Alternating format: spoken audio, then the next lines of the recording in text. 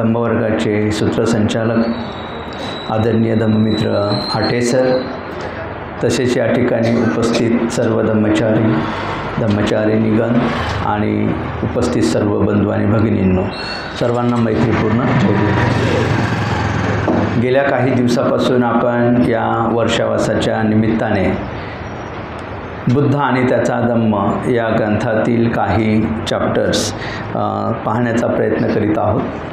आणि मागच्या आठवड्यापासून आपण सिद्धार्थाचा गृहत्याग याविषयी पाहण्याचा प्रयत्न करीत आहोत. तर आज आपण सिद्धार्थाचा गृहत्याग, एका राजघराण्याच्या वेदना आणि सिद्धार्थाचं उच्च असं ध्येय याविषयी पाहण्याचा प्रयत्न करणार आहोत. तर आपल्याला माहिती आहे की सिद्धार्थाचा गृहत्यागाची पार्श्वभूमी आपण मागच्या सप्ताहामध्ये पाहण्याचा प्रयत्न केलेला आहे. सिद्धार्थ कशा पद्धतीने त्या संघर्षातून समर्पणाकडे सिद्धार्थाने वाटचाल केलेली आहे, कोणत्या सामाजिक संघर्षातून सिद्धार्थाला गृहत्याग करण्याची त्यांच्या मनामध्ये ती विचार निर्माण झाला आणि अशा प्रकारे तो विचार दृढ झाल्यानंतर सिद्धार्थाने संपूर्ण राजवैभवाचा, सर्व सुखाचा त्याग करून त्यांनी समर्पण करून सत्याच्या शोधासाठी तो घराच्या बाहेर पडला. घराच्या बाहेर पडताना आपल्याला माहिती आहे की सिद्धार्थ हा एकटा घराच्या बाहेर पडलेला नव्हता, तर सिद्धार्थासोबत त्याचा सेवक छन्न होता आणि त्याचा जो घोडा होता तो कंथक हा घोडा होता. तर जेव्हा आपल्याला माहिती आहे की सिद्धार्थ जेव्हा गृहत्याग करून बाहेर पडला तेव्हा त्याचा सेवक छन्न हा त्याच्यासोबत होता. आणि छन्नाला हे पण माहिती होतं की सिद्धार्थ हा आता राजपुत्र राहिलेला नाही. त्याने सर्व जे काही राजकीय वारसा आहे त्यांच्या पित्याकडून येणारा तो वारसा त्यांनी सोडलेला आहे. तो आता संन्यासी झालेला आहे. तो भविष्यातही आता राजा होणे नाही आहे आणि त्याने घरी परत न जाण्याचा निर्णयसुद्धा घेतलेला आहे. हे सर्व त्या छन्नाला अर्थात सिद्धार्थाच्या सेवकाला माहिती असताना, त्याच्या डोक्यात हे सगळं असतानासुद्धा सिद्धार्थाविषयी छन्न या सेवकाची अतिशय आपुलकी होती. त्याच्याविषयी फार असा आदर होता आणि सिद्धार्थ क्षणाक्षणाला ज्या पद्धतीनं पुढे जात होता, तो गृहत्यागाच्या मार्गावर जात होता, त्या क्षणाक्षणाला छन्नाला फार वेदना होत होत्या, त्याला त्रास होत होता.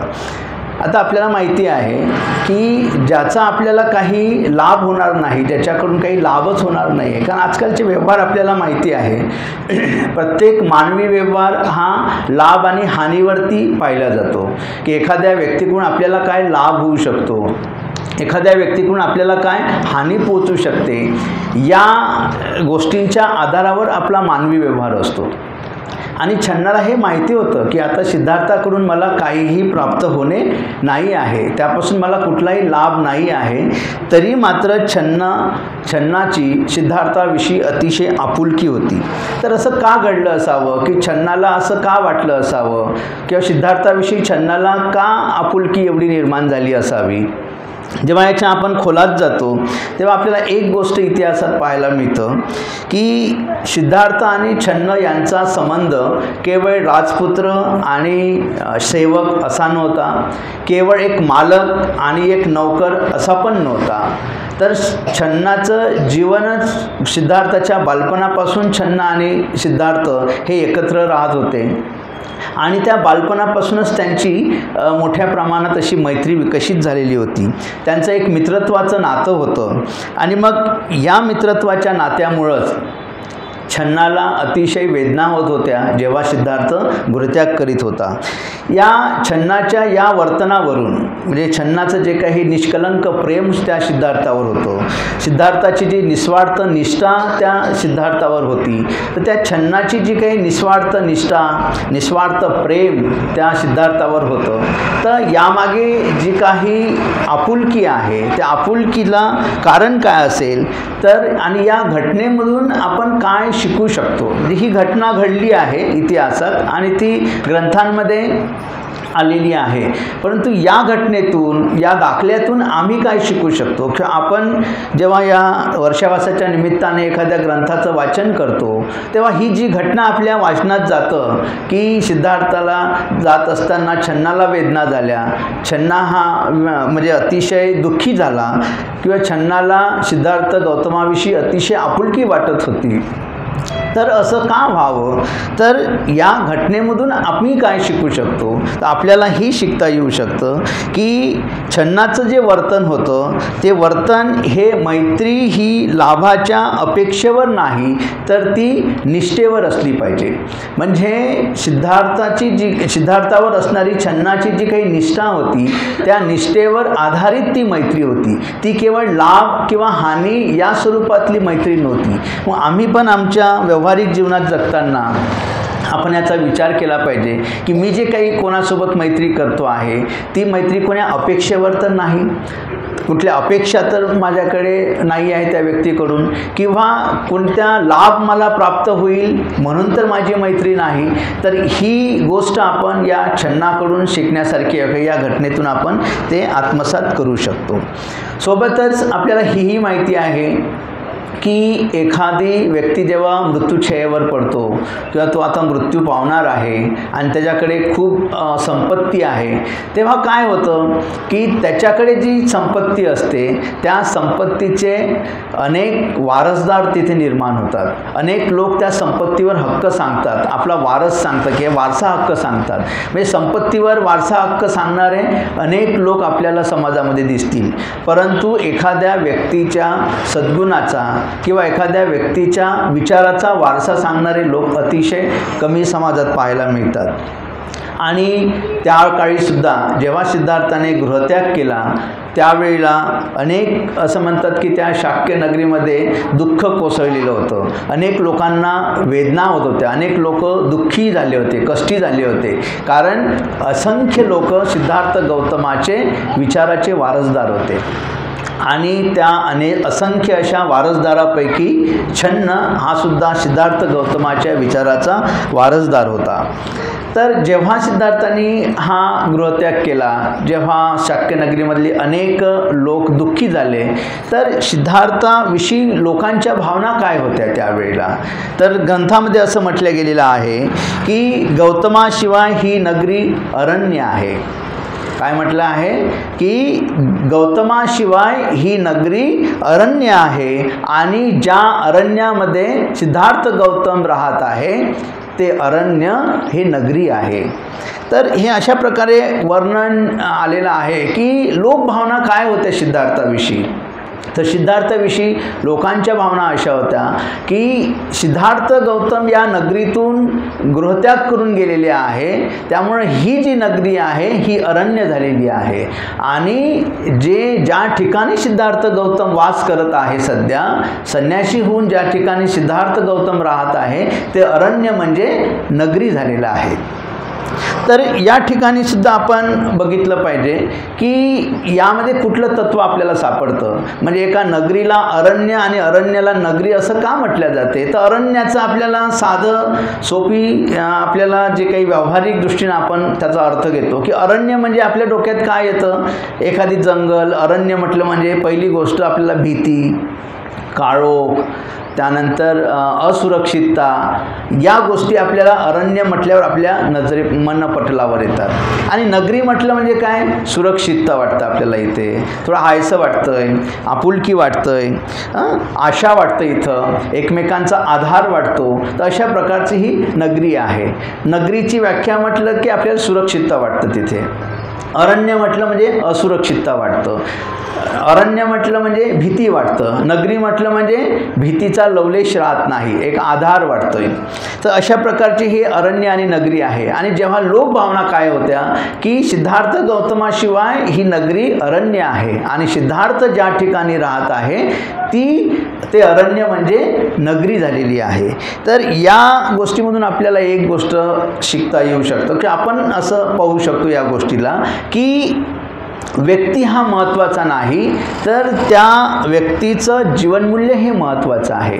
एखादी व्यक्ती कोण आहे हे महत्त्वाचं नाही. तो राजा आहे, राजपुत्र आहे की सेवक आहे, नोकर आहे, हे महत्त्वाचं नाही. तर तो व्यक्ती कोणत्या जीवनमूल्याने, कोणत्या मानवी मूल्याने त्याचं जीवन जगतो हे अतिशय महत्त्वाचं आहे. आणि हे तत्त्व आपण या घटनेतून पाहू शकतो, या लोकभावनेतून पाहू शकतो. कारण सिद्धार्थ जेव्हा लोकांची भावना जेव्हा सिद्धार्थाविषयी अशी वाटते, तर लोकांच्या मनात काय असेल, तर सिद्धार्थ हा लोकांसाठी काय होता, सुरक्षितेचं ठिकाण होतं. सिद्धार्थ ही लोकांसाठी, त्या तिथल्या शाक्य नगरीतील जनतेसाठी एक आधार होता. सिद्धार्थ हा त्या शाक्य नगरीतील लोकांसाठी एक दिव्य प्रकाश होता, तो आशेचा किरण होता, तो लोकांचा आधार होता. आणि म्हणून अशा सिद्धार्थ जेव्हा जो लोकांचा आधार वाटत होता, जो लोकांना प्रकाश वाटत होता, तो अंधकारातून लोकांना बाहेर काढण्यासाठी जे त्यांनी लोकांना मार्गदर्शन केलं, त्याचं जे वर्तन होतं सिद्धार्थाचं, या सगळ्या गोष्टींमुळं लोकांना अतिशय दुःख झालं. आणि मग लोकभावना अशा निर्माण झाल्या की ही जरी एवढी श्रीमंत नगरी असली तरी ही रिकामी झालेली आहे, हे अरण्यासारखी झालेली आहे. आणि सिद्धार्थ गौतम ज्या अरण्यामध्ये गेलेला आहे ते अरण्य म्हणजे नगरी झालेली आहे. अशा प्रकारचं लोकभावना त्या ठिकाणी निर्माण झालेल्या होत्या. त्यानंतर हे जेव्हा अशा प्रकारचा जो शोक निर्माण झाला लोकांमध्ये, लोकांच्या भावना अतिशय उचंबळून आल्यात, त्याच वेळेला ज्या राजघराण्यातून सिद्धार्थ बाहेर पडला, त्या राजघराण्यामध्ये अर्थात शुद्धोधनाच्या घराण्यामध्ये सुद्धा अतिशय शोककळा पसरली. त्या घराण्यातील अनेक लोकांना सुद्धा यातना झाल्या, अनेक दुःख निर्माण झालं त्यांच्या मनामध्ये, त्यांच्या मनातसुद्धा अतिशय वेदना निर्माण झाल्या. जसे की ग्रंथामध्ये आलेले संदर्भच तुम्हाला मी सांगेन की जेव्हा सिद्धार्थ निघून गेला, त्यानंतर सिद्धार्थासोबत छन्न गेला आणि त्यानंतर त्याचा घोडा कंठक गेला. आणि जेव्हा काही दिवसानंतर छन्न आणि तो घोडा परत आला आणि तो घोडा ज्या ज्या लोकांच्या दृष्टीत पडला, तर पुन्हा लोक अतिशय दुःखाच्या सागरात गेले. जसं म्हणतात की प्रजापती गौतमीला जेव्हा छन्न आणि तो घोडा हे दोघंच परत येताना दिसले, सिद्धार्थ त्यासोबत परत येताना दिसला नाही, तेव्हा ती अतिशय ओरडायला लागली, मोठमोठ्याने ती रडायला लागलेली होती. म्हणजे लोकांना ही अपेक्षा होती की सिद्धार्थ गौतमाकडे हा मेसेज जाणार कधीतरी की सिद्धार्थ गौतम ज्या सामाजिक संघर्षासाठी, ज्या कोलियांच्या विरुद्ध युद्ध करण्यासाठी सिद्धार्थनी गृहत्याग केला, ते युद्ध आम्ही थांबवलेलं आहे. ही वार्ता जेव्हा सिद्धार्थापर्यंत पोहोचेल तेव्हा सिद्धार्थ निश्चितपणे घरी परत येईल, ही आशा लावून सगळे बसलेले होते. आणि इकडे शाक्य नगरीमध्ये त्या हालचाली सुरू झालेल्या होत्या की युद्ध कशा प्रकारे थांबलं पाहिजे, आणि त्यासाठी सातत्याने सर्व लोक प्रयत्न करीत होते. परंतु जेव्हा सिद्धार्थ परत न येता केवळ छन्न आणि तो कंटक घोडा परत आला आणि हे जेव्हा प्रजापतीला दिसलं, तेव्हा मात्र प्रजापती मोठमोठ्याने रडू लागली. तिला फार असह्य अशा वेदना झाल्या. त्यानंतर जेव्हा यशोधरेला छन्न हा एकटा परतताना दिसला, तिला कळलं की सिद्धार्थ परत आलेलाच नाही, केवळ छन्नच परत आलेला आहे. तेव्हा यशोधरा काय म्हणते की जो नेहमी दान करण्यास सिद्ध असतो, जो नेहमी लोकांना देत आलेला आहे, तो दुसऱ्याकडून भिक्षा कसा काय मागू शकेल आणि तो भिक्षा मागत कसा काय फिरू शकेल, अशा प्रकारचा टाहो ती फोडत ती रडायला लागली आणि ती सुद्धा अतिशय दुःखी आणि कष्टी झाली. त्यानंतर जेव्हा शुद्धोधनाच्या दृष्टीत पडलं की केवळ कंठक घोडा आणि छन्नच परत आलेला आहे, सिद्धार्थ परत आलेला नाही, तेव्हा असं ग्रंथात वर्णन आलेलं आहे की हे पाहताच दोघांना पाहून शुद्धोधन राजा हा तिथेच जमिनीवर खाली पडला, कोसळला.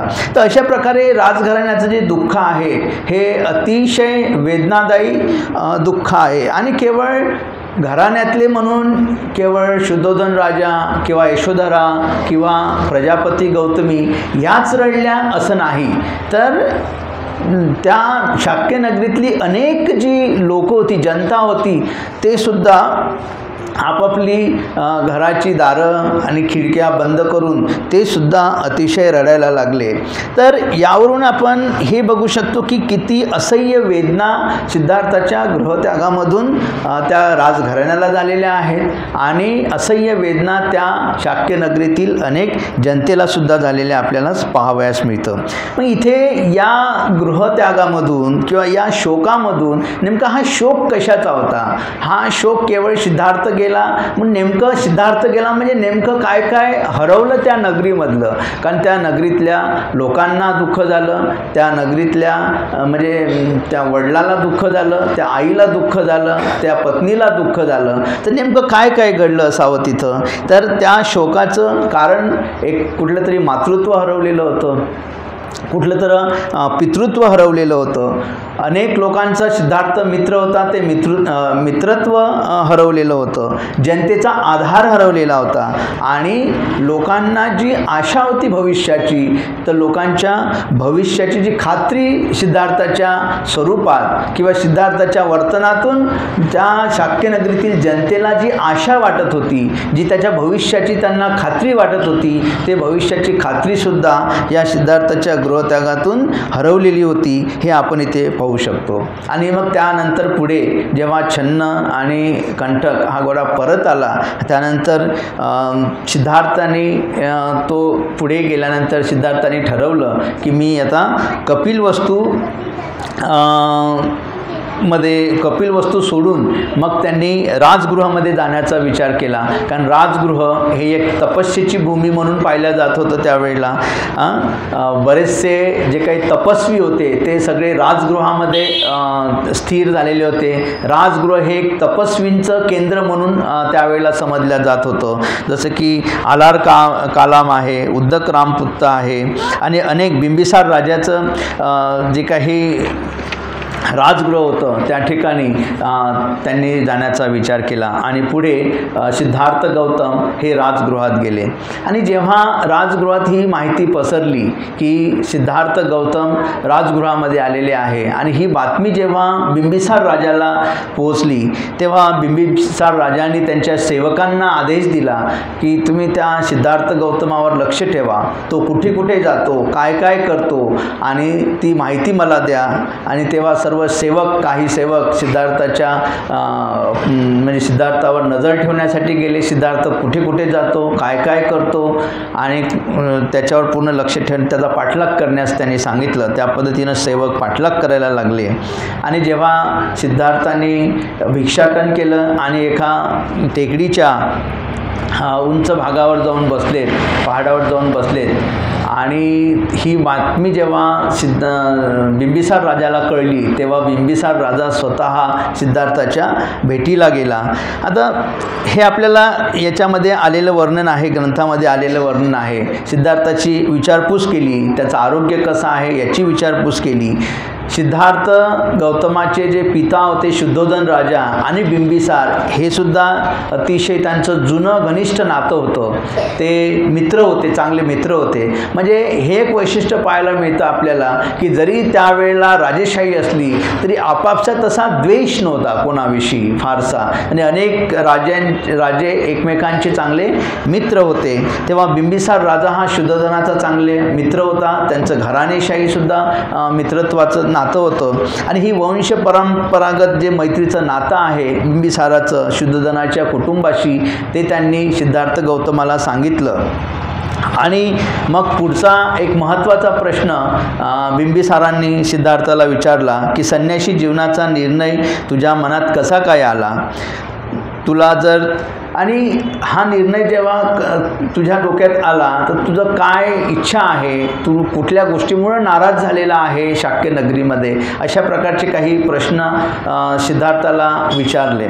आता मला असं वाटतं की इथे मुख्य प्रश्न हा निर्माण होतो की जसं पुढचा संवाद झालेला आपल्याला माहिती आहे की सिद्धार्थाला बिंबिसार राजाने एक महत्त्वाचा प्रस्ताव दिला की जर तुला तुझ्या वडिलाकडून काही राज्य पाहिजे नसेल तर मी माझं जे राज्य आहे, बिंबिसाराचं जे काही राज्य आहे त्यापैकी अर्ध राज्य तुला देण्यास मी तयार आहे, अशा प्रकारचा प्रस्तावसुद्धा बिंबिसार राजाने सिद्धार्थ गौतमाला दिला।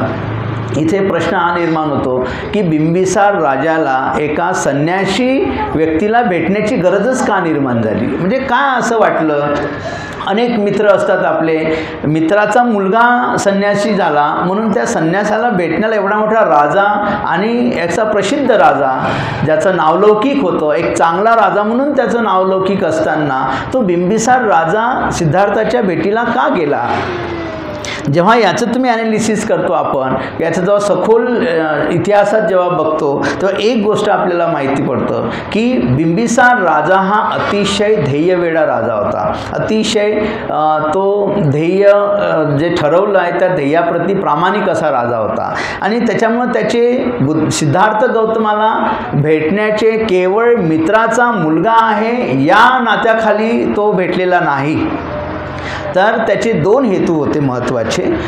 ते म्हणजे एक राजकीय हेतू आणि एक सामाजिक हेतू. या दोन हेतूमुळं बिंबिसार राजा हा सिद्धार्थ गौतमाला भेटायला गेला. आता राजकीय हेतू कसा की त्याला म्हणजे बिंबिसार राजाला हे वाटलं की एवढा हा राजवैभव असलेला राजपुत्र आहे, याच्याकडे सगळ्या सोयी सुविधा आहे, एवढं मोठं राज्य आहे, भविष्यात हा राजा होणारा आहे, तरी हे सगळं वैभव सोडून हा मुलगा संन्यासी का झालेला आहे, यांनी गृहत्याग का केलेला आहे, हा तपस्वीच्या मागे का लागलेला आहे, हा तपश्चर्या करायसाठी का निघालेला आहे. तर ते रहस्य जाणण्यासाठी खरं तर बिंबिसार राजा सिद्धार्थाला भेटायला गेला की काय रहस्य असू शकतं. या तपस्वीकडे निघालेला ह्या मुलाच्या डोक्यात नेमका काय विचार आहे, तो विचार जाणून घ्यायचा त्यांनी प्रयत्न केलेला आहे. त्याच्या मागे सुद्धा त्याचे दोन मुख्य कारणं आपल्याला इतिहासात पाहायला मिळतं. ते म्हणजे की त्याला असं वाटलं की जर हा सिद्धार्थ गौतम जर गृहत्यागापासून परावृत्त झाला तर तो पुन्हा जर वापस आला तर त्याचा उपयोग, एवढ्या प्रभावशाली व्यक्तीचा उपयोग मी माझ्या राज्याच्या प्रशासनासाठी करू शकतो. म्हणजे हा एक त्याचा राजकीय हेतू होता की जर सिद्धार्थाने त्याचं मन बदलवलं, जर मी त्याला अर्ध राज्य देण्याचा जर कबूल केलं आणि सिद्धार्थ जर त्या आमिषापोटी जर गृहत्यागाचा विषय सोडून दिला आणि त्याने तपस्या सोडून जर तो माझ्या राज्यात परत आला तर एवढ्या चांगल्या प्रभावशाली व्यक्तीचा मला माझ्या राज्यासाठी प्रशासनासाठी उपयोग करून घेता येईल, हा एक त्याचा हेतू होता. आणि दुसरी त्याचा जो हेतू होता तो म्हणजे सामाजिक हेतू होता. सामाजिक हेतू म्हणजे कसा की जर याने तपश्चर्याच केली आणि तपश्चर्या केल्यानंतर जर याला काही सिद्धी प्राप्त झाली, याला जर काही वेगळं काही याला सत्य गवसलं तर त्या सत्याचा तो मला मार्गदर्शन करेल. म्हणजे मी जर त्याला आताच भेटलो तर माझी त्याच्यासोबत चांगली मैत्री होईल, त्याला माझ्याविषयी आपुलकी वाटेल आणि मग त्या आपुलकीपोटी त्याला जे काही प्राप्त होणार आहे, तो जो तपस्येतून जे काही प्राप्त करेल त्या गोष्टी तो मला सांगेल आणि त्या आध्यात्मिक गोष्टीचा, त्या नैतिक तत्वाचं मी माझ्या राज्यामध्ये जनतेसाठी उपयोग करेल, हा त्याचा सामाजिक हेतू होता. तर अशा प्रकारचा बिंबिसार राजा सिद्धार्थ गौतमाला उगीच केवळ माझ्या मित्र राजाचा मुलगा आहे एवढ्या हेतूसाठी तो अजिबात भेटलेला नाही. आणि याचा संदर्भ जर आपण पाहायचा असेल तर त्याच ग्रंथामध्ये पुढे आपल्याला एक वाक्य माहिती आहे की जेव्हा बिंबिसार राजाने जेव्हा सिद्धार्थ गौतमाचा निरोप घेतला तेव्हा सिद्धार्थाला सांगितलं की ठीक आहे, तू तपश्चर्या करते तर तपश्चर्या कर, पण तपश्चर्या पूर्ण झाल्यानंतर तुला जे काही प्राप्ती होईल ती प्राप्ती झाल्यावर सर्वप्रथम तू माझी भेट घे. हा संदर्भ आपल्याला बुद्ध आणि त्याचा धम्मग्रंथामध्ये सापडतो. तर याचा अर्थच असा आहे की बिंबिसार राजा केवळ शुद्धधन राजाचा मुलगा होता, या कारणासाठी तरी सिद्धार्थाला मुळीच भेटलेले नाही, तर खऱ्या अर्थानं त्याचा राजकीय हेतू आणि सामाजिक हेतू या दोन उद्देशाने बिंबिसार राजा सिद्धार्थ गौतमाची त्यांनी भेट घेतलेली आहे. आणि मग यावरून आपण काय शिकू शकतो तर जे काही नैतिक जीवनाचं जे मूल्य आहे, म्हणजे सिद्धार्थाचं जे नैतिक जीवनाचं मूल्य आहे ते बिंबिसार राजाने ओळखलेलं होतं, कारण तो अतिशय ध्येयवेडा राजा होता. सिद्धार्थाच्या गृहत्यागामुळं त्या शाक्य नगरीत पसरलेली शोककळा, त्या वेदना ह्या बिंबिसाराला माहिती पडल्या आणि त्याला वाटलं की एवढा प्रभावशाली व्यक्ती, एवढं नैतिकतेनं भरलेलं व्यक्तिमत्व आहे, तर या व्यक्तिमत्वावर निश्चितच त्याला भेटलं पाहिजे, या उद्देशाने तो भेटला. पण या घटनेतून आपण काय शिकू शकतो? तर सिद्धार्थाचं नैतिक जीवन एवढं पवित्र होतं की त्या नैतिक जीवनाच्या पुढे बिंबिसार राजासुद्धा लोळण घालायला लागला. म्हणजे असं म्हणतो की सार्वभौम सत्ता देखील धीर गंभीर अशा पुरुषाच्या आश्रयासाठी धाव घेत होता. म्हणजे एवढी राजसत्ता त्या बिंबिसार राजाकडे असतानाही सिद्धार्थ गौतमाच्या नैतिक जीवनामुळं, त्या नैतिक जीवनाचा प्रभाव पाहून हा बिंबिसार राजा सिद्धार्थ गौतमाकडे गेला, हे आपण पाहू शकतो. म्हणजे नैतिक जीवनामध्ये किती सामर्थ्य आहे हे आपण या ठिकाणी शिकू शकतो. आपण बरेचदा म्हणतो की आजकाल जमान्यात नैतिकता काही कामाची नाही, नैतिकतेनं जीवन जगणं शक्य नाही. परंतु आपल्याला इतिहास सांगतो की नैतिक जीवनाचाच प्रत्येक ठिकाणी विजय झालेला आहे. संपूर्ण हयातीमध्ये ज्या काँग्रेसनी बाबासाहेबांना म्हणजे छळलेलं आहे, त्याच काँग्रेसनी बाबासाहेबांना सर्वात जे पहिलं मंत्रिमंडळ स्वतंत्र भारतात निर्माण झालं, तर बाबासाहेब स्वतः काही मंत्रिपद मागायला गेले नव्हते, परंतु बाबासाहेबांचं जे काही नैतिक जीवन होतं, त्या नैतिक जीवनाला शरण जाऊनच तर काँग्रेसने बाबासाहेबांना या स्वतंत्र भारताचे पहिले कायदा मंत्री बनवलेलं होतं. तर सांगायचं तात्पर्य आपण हेच सांग की आपलं नैतिक जीवन जर श्रेष्ठ असेल तर त्या नैतिक जीवनाच्या समोर सार्वभौम सत्तासुद्धा लोळण घालू शकते, हे या उदाहरणावरून आपल्याला समजू शकतं.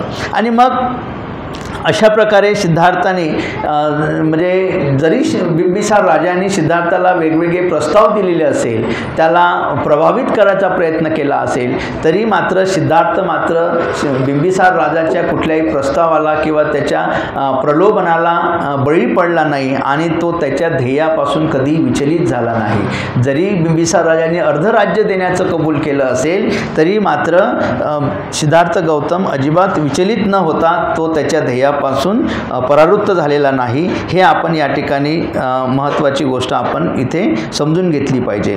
आणि मग अशा धम्ममार्गाचा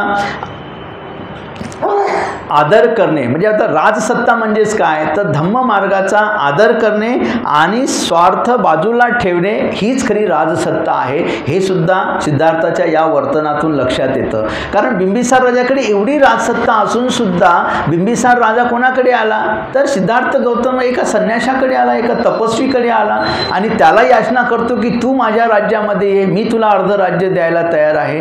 याचा अर्थ सिद्धार्थाने अप्रत्यक्षपणे एक महत्त्वाची शिकवण त्या ठिकाणी दिली की धर्ममार्गाचा म्हणजे नैतिक तत्वाचा आदर करणे, नैतिकतेने जीवन जगणे आणि स्वार्थ बाजूला ठेवणे हीच खरी राजसत्ता आहे. ही सिद्धार्थानं तिथे आपल्याला एक त्या काळामध्ये सुद्धा म्हणजे त्यांच्या ज्ञानप्राप्तीच्या आधीसुद्धा त्यांनी इतकं सुंदर असं त्यांनी शिकवण अप्रत्यक्षपणे त्यावेळेला दिलेली आहे. आणि मग बिंबिसार राजाचा पुढे संवाद चालू राहतो आणि मग बिंबिसार राजा काही उपदेश करतो सिद्धार्थाला की 3 पुरुषार्थ आहेत आणि त्या पुरुषार्थाप्रमाणे तू वागला पाहिजे, कारण तू राजघराण्याचा राजपुत्र आहे. आणि मग तो बिंबिसार सांगतो की धर्म, संपत्ती आणि सुख या नियमांना तू पालन केलं पाहिजे. आता तो पुढे सांगतो की सुख हे तरुणांसाठी असतं, संपत्ती ही मध्यम वयस्क लोकांसाठी असतं आणि धर्म ही वृद्ध लोकांसाठी असतो. आणि तू सध्या तरुण आहे, त्यामुळे तू सुखाचा उपभोग घेतला पाहिजे. त्यानंतर जसं जसं तू मोठा होशील तेव्हा तू राजा बनशील तर तू संपत्तीचा उपभोग घेतला पाहिजे. आणि जेव्हा तू वृद्ध होशील, म्हातारा होशील, तेव्हा तू या धर्माच्या मागे लागला पाहिजे, तेव्हा तू या तपस्वीच्या मागे लागला पाहिजे. अशा प्रकारे बिंबिसार राजाने त्याचं मन वळवण्याचा प्रयत्न केला, परंतु तो सिद्धार्थ गौतम होता, तो त्याच्या ध्येयापासून कधीही विचलित झालेला नव्हता. जरी बिंबिसार राजाने एवढा प्रयत्न केला असला तरी सिद्धार्थ गौतम त्याच्या निर्णयावर ठाम होता. आणि त्यानंतर मग बिंबिसार राजाने, मी मगाशीच सांगितलं की निरोप घेतला की ठीक आहे, तू तपस्वीचा निर्णय जर सोडत नसेल तर जरूर तपस्या कर, पण तपस्येनंतर तुला जे काही प्राप्ती होणार आहे आहे ती प्राप्ती झाल्यानंतर सर्वप्रथम माझी भेट घेशील असा शेवटचा निरोप घेऊन बिंबिसार राजा तिथून निघून गेला आणि सिद्धार्थ पुढे त्यांच्या सत्य शोधण्यासाठी पुढे गेला। अशा प्रकारे या राजघराण्याच्याच नव्हे तर संपूर्ण शाक्य नगरीच्या ज्या काही सिद्धार्थाच्या गृहत्यागामुळे ज्या काही वेदना होत्या त्या वेदना निश्चितच फारच वेदनादायी म्हणा किंवा त्याला कष्टिक म्हणजे ज्याला कष्ट आपल्या शरीराला निर्माण होतील अशा प्रकारच्या ज्या वेदना त्या राजघराण्याला झालेल्या होत्या। परंतु त्या वेदनेसोबतच सिद्धार्थाचं जे काही ध्येय होतं ते ध्येयसुद्धा अतिशय उच्च असं ध्येय होतं आणि अशा प्रकारे सिद्धार्थाचा गृहत्याग हा एका राजघराण्याच्या वेदना ते सिद्धार्थाचं ध्येय अशा प्रकारे आपण आज पाहण्याचा प्रयत्न केला। आपण शांतचित्ताने मला ऐकून घेतलं तेव्हा आपणा सर्वांचं मी आभार व्यक्त करतो आणि इथेच थांबतो। धन्यवाद।